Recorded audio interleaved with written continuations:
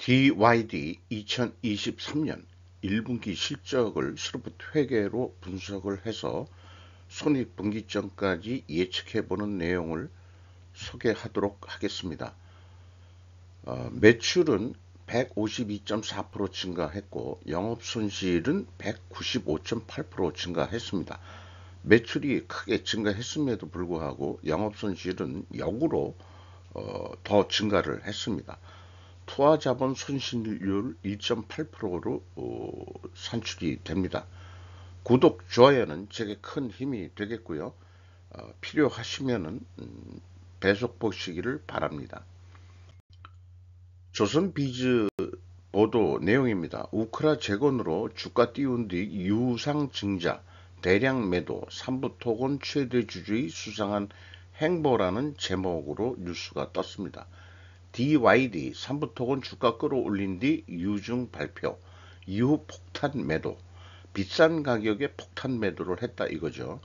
계획대로 됐다면 매각가보다 낮은 가격으로 지분을 늘릴 수 있었을 듯 실질적으로 그렇게 했을 것이다 라는 얘기고, 최대 주주가 주가 올렸다가 고의로 떨어뜨리는 행태 보여 지적도 이런 내용입니다.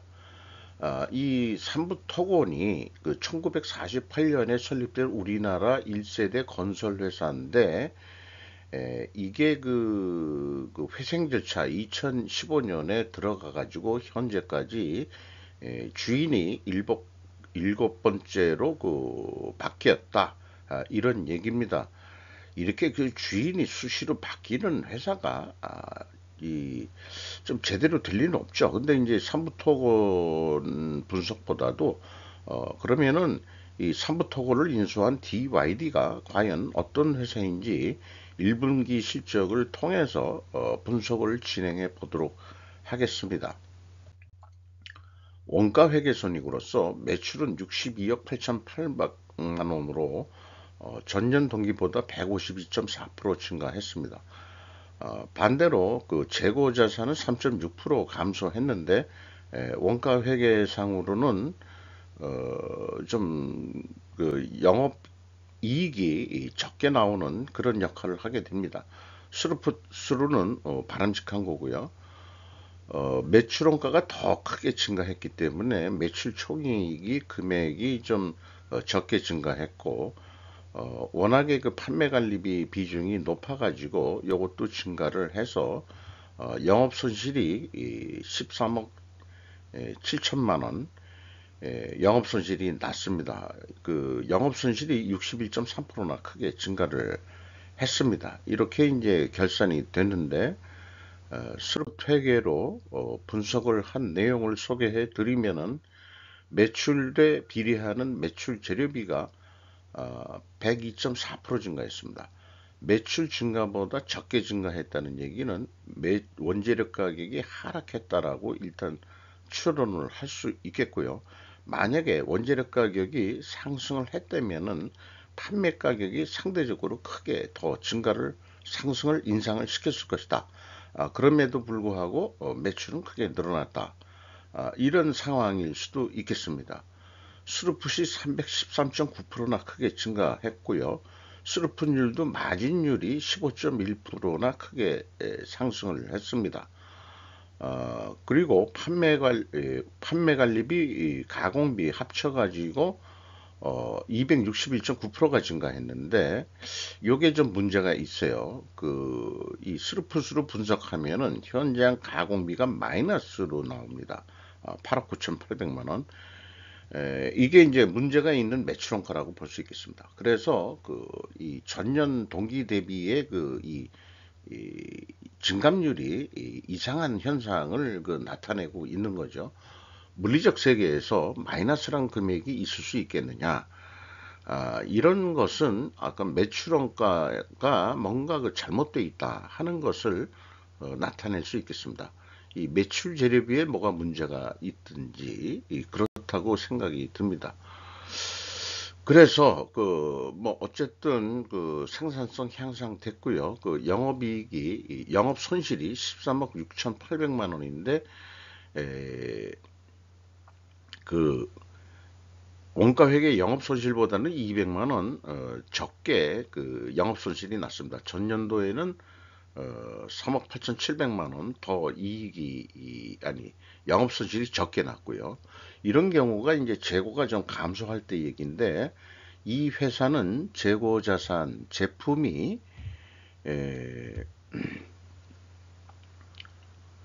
잠깐만 실례하겠습니다. 재고 자산이 뭐 그 제품이 있습니다만은 직접 생산을 안 하고 OEM 방식으로 그 생산해서 들어오는 것으로 되어 있습니다. WCAI 이 가공비 배부 재고 자산이 1억 1,700만 원 감소했습니다. 전년도에는 또 이 증가를 한 거로 되어 있죠. 이렇게 그 증가를 했는데도 원가 회계 영업이익보다 전년 동기에 더 그 손실이 아니 이 그 적게 났다는 것은 뭔가 문제가 있는 게 아니고 어, 그 스루프상으로 좀 문제가 있다고 보여집니다. 그래서 2023년도 1분기보다는 작년도 분이 결산이 불투명하다, 이렇게 좀 예측이 되네요.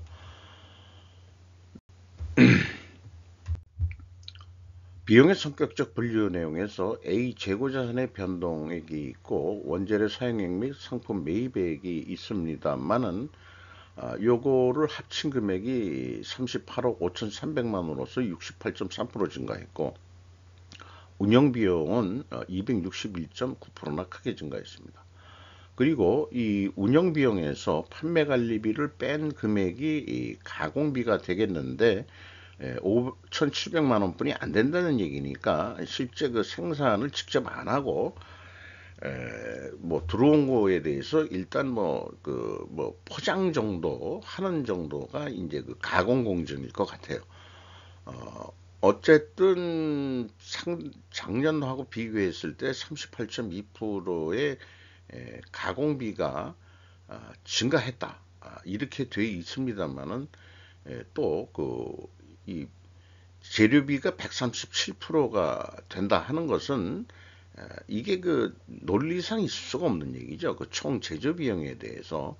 그러니까 이 재료비가 뭐가 잘못됐다.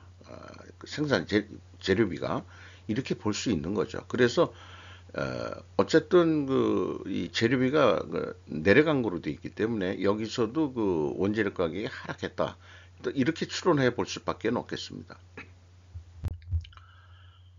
회계 투명성 검증 단계로서 PQ 총 제조 비용의 갭이 있고요. 이것은 생산 재료비의 계획과 같은데 회사는 이 재고자산 변동 범위를 전체 재고자산으로 가져가고 있습니다.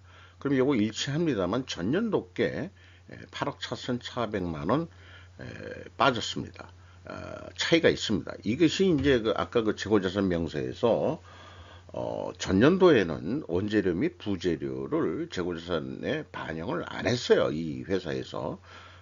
그런 상태에서의 그 원가 계산이란 게 불투명하게 나올 수밖에 없을 것으로 보입니다. 한마디로 분식회계를 했다, 이런 얘기가 되겠습니다. 현금 흐름표 기준으로야 뭐 다 맞히는 것은 기정사실이고요. 틀리는 회사도 많습니다만은 운영비용에서 인건비가 11억 4,200만 원 집행이 돼서 전년보다 51.1%가 증가했고, 직원 수는 19명 증가시켰습니다. 그리고 예상 연봉은 5,860만 원으로 예상이 되는데, 그대로 된다 그러면은 전년보다는 14.3%가 인상이 된 것으로 이렇게 됩니다. 광고 선진비를 좀 많이 하고 있고요. 상당히 인상을 시켰고, 아니 상승을 시켰고, 운반비도 크게 증가를 했습니다. 매출 영업 활동은 활발하게 이루어졌다, 이렇게 볼 수 있겠네요. 경영평가 지표로서 재고 회전율이 상승을 했고, 또 수르픈율도 상승을 했습니다. 이렇게 동일 방향이면은 투명회계 가정을 합니다만은 투명회계도 입증을 해야 되는데 원재료 및 상품 매입 가격 하락과 판매 가격 인상으로 입증을 해야 됩니다. 그리고 이 레버리지율, 이자 부채 레버리지율은 무, 그, 무차입 경영에서 26.6%가 증가했습니다. 이게 이제 그 삼부 토건을 인수하면서 부채가 발생이 된 것으로 그렇게 나타납니다. 투하자본 손실률이 1.8% 산출이 됩니다. 돈을 잃었다는 얘기죠. 재무 상태표는 많이들 소개는 안 하고 있는데 이 기업의 경우는 좀 소개를 해야 될 것 같습니다. 제가 좀 요약표를 만들어 본 건데요. 그 관계기업 700억 원의 사부토건을 인수를 했습니다. 일단 계약을 해가지고 인수를 한 건데 아마 그 대금 지급이 완료가 안 된 것 같습니다. 왜냐하면은 단기 차입금이 100억을 차입을 했고 장기 차입금도 한 100억을 차입을 했습니다. 그러면 한 200억이니까 한 500억은 아직 갚아야 된다. 2월 달에 인수를 했으니까 아직 한참 잔금이 남았다. 이렇게 좀 봐야 되겠죠. 그리고 작년도까지 이 결손금이 369억 원이나 있었는데 이게 이 43억 원으로 이익 잉여금이 흑자로 돌아섰어요.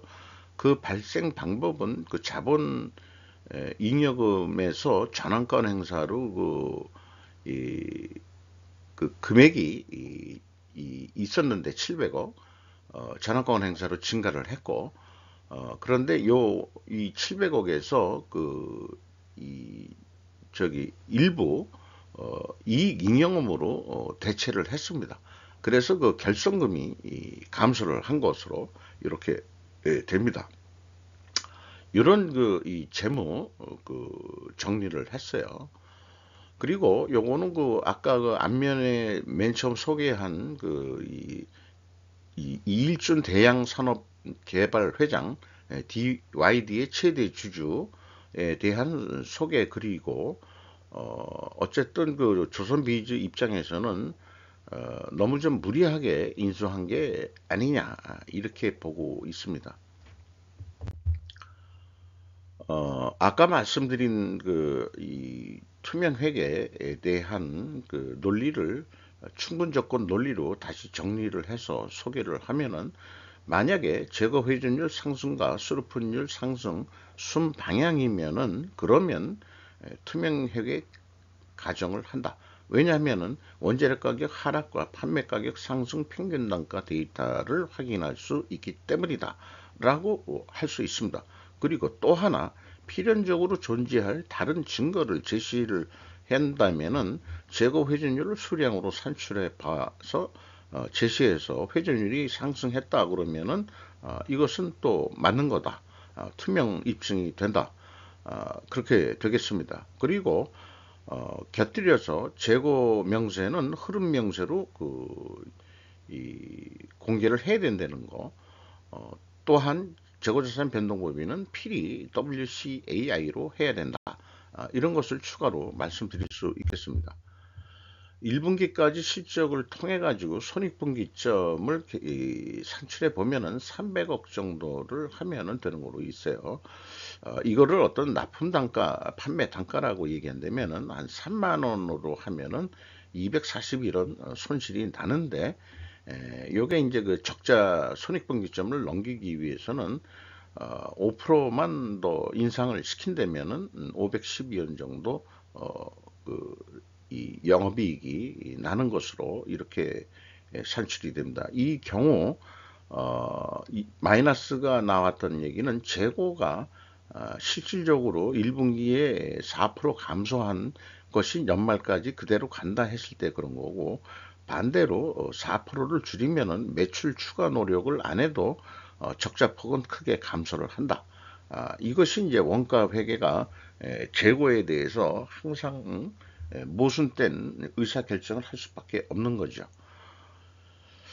그래서 그 스루프 쪽으로 예측을 해보면은 손익분기점 매출액은 그 338억 원 해야 됩니다. 그러나 현실적으로 이 마진율을 좀 올려서, 그러니까 판매 가격을 좀 올린다는 얘기죠. 매출 재료비를 낮춘다는 얘기는 판매 가격을 올린다는 얘기인데, 이게 현실적으로 한 55% 정도 매출 재료비율을 낮춘다 이렇게 되면은 스루프율이 그 45% 상승 되는 것으로 6.2% 정도. 이게 이제 그 현실에 그 크게 인상을 할 수는 없으니까 뭐 인플레이션 시대라 하더라도, 그래서 일단은 그 280억 정도, 그러니까 28,000원 정도 판매 가격을 해야 된다, 이렇게 이제 예측 계획을 해볼 수 있겠습니다. 그래서 28,000원에 판매를 한다면은 영업손실 2,622억 원이 아니 2,622원이 납니다. 그래서 이것을 흑자로 돌리는 방법은 판매 가격을 올린다기보다도 이 상태도 이미 어느 정도 올린 거기 때문에 재고 회전율을 높이는 방법입니다. 40%를 이 회전율을 올릴 수 있다고 한다면은 이 정도면은 대단한 경영 혁신을 해야 될 거예요. 40% 정도. 그러면은 그 판매 단가는 39,197원의 인상 효과가 납니다. 그래서 2,415원의 영업이익을 낼 수 있다. 이렇게 되겠습니다. 그래서 스루프 회계는 그 인플레이션을 완화시키는 그런 역할도 되고, 이 인플레이션 시대에 그 저성장 기조의 이 스루프 회계의 사고방식은 충분히 약간의 그 낮은 가격으로도 영업이익을 낼 수 있다는 것을 저는 강조드리고 싶습니다. 지금까지 얘기한 것을 보통 많은 그 기업들을 분석하면서 나온 어떤 결론을 사분면으로 정리를 하면은, 원가 회계는 재고가 감소했을 때는 영업이익이 감소하게 되어 있고요. 판매가가 낮게 나오게 되어 있습니다. 그러나 스루프 회계 쪽은 그 재고 감소라기보다는 재고 회전율 상승이 이익의 증가고, 판매 예가가 원가 회계보다 높게 나오게 되어 있는데, 이 경우는 손익분기점을 그 판단하는 거기 때문에 이 낮게 제가 산출을 했죠. 이것은 인위적인 방법이고, 이 손익분기점을 하는 방법이기 때문에 이런 특별 원인이다, 이렇게 좀 말씀드릴 수 있겠습니다. 주가는 1433원으로서 그 2022년 말보다 193원 상승을 했고요. 장부 가격 대비 134%가 되겠습니다. 영업 손실이 크게 상승했음에도 불구하고 주가는 상승을 했습니다. 그러니까 주가는 논리적인 시장이 아닌 비논리적인 시장이 여실히 또 나타나는 거죠. 경영 성과하고는 별개로 나타날 경우가 비일비재한 것이 그 주식시장이라고 이해를 하고 있습니다. 이일준 씨가 11.63%의 지분율을 가지고 있습니다. 이상 DYD에 대한 분석 및 손익분기점까지 예측을 해봤습니다.